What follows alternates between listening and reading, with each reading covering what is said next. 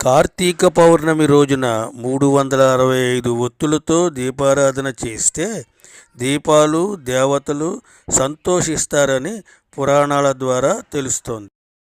కార్తీక పౌర్ణమి నాడు దీపం వెలిగిస్తూ కీటాః పతంగాః మశకాచ్చ వృక్షాః జలేస్థలేయే నివసంతి జీవాః దృష్ట్యా ప్రదీపం నచ జన్మ భాగినః భవంతిత్వం స్వపచాహి విప్రాహ.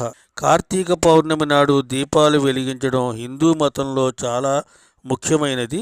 హవనం, దానం, గంగా స్నానం మరియు పూజలు ఈ రోజున ప్రత్యేకించి ముఖ్యమైనవి. కార్తీక పౌర్ణమి రోజు భగవంతుడిని సంతోషపెట్టడానికి ఉత్తమమైన రోజుగా పరిగణించబడుతుంది.